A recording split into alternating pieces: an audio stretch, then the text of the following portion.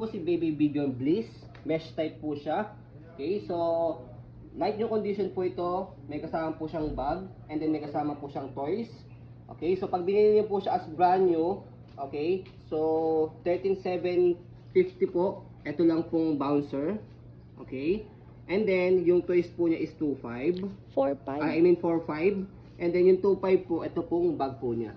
Okay, kaya sobrang laki po na masisave po ninyo pag binili niyo po itong asset po namin. Especially light new condition pa po siya. Okay, so unahin natin yung condition ng toys. Ayan po yung toys niya, okay na okay. Yan, wala po siyang damage. So dito po siya nilalagay po talaga sa pinakailalim. Kasi dito mas malaki po yung bakal dito sa taas kaysa po sa baba. Okay? So yan. So ito po yung pinaka Baby Bjorn bouncer po natin. Yan. Mesh type na mesh type po yan. Marami naghahanap na po ng ganitong design. Kasi po ayan, mas malamig po, comfortable po kay baby dahil mesh type po siya. And pangalawa po, latest version po ito ng Baby Bjorn po. Kasi, yan, bukod sa mesh type siya yung lock niya dito sa gilid. Yan, ganyan po.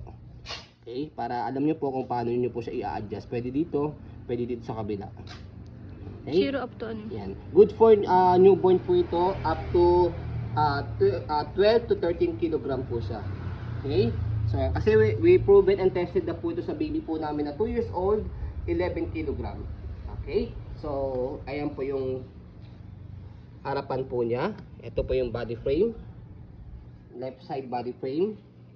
Okay, ito naman po yung, right side body frame. Ito po yung left side body frame. Okay na okay po siya. Ayan. Okay? So, sa pag-adjust po sa kanya, dito po sa likod. Okay? So, ito po yung pinakamataas. Yan, yan yung pinakamataas. Okay, sumunod, second, dito. So, yan. Adjust lang natin. Yan. Okay, pangalawa, ganyan po yung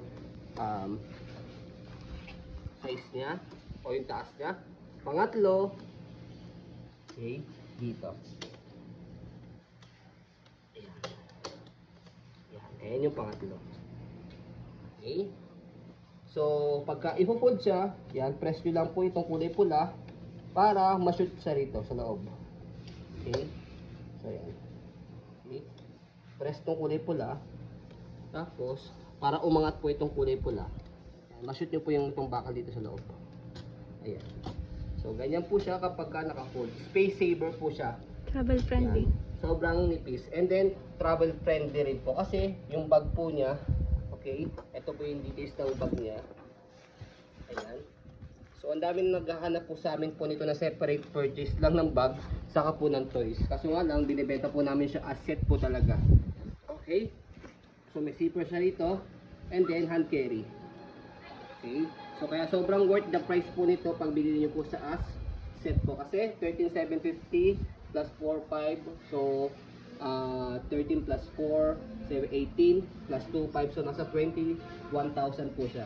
O 20,000 mahigit po. Okay? So, yun po, as you can see, very details po kami sa pag-video.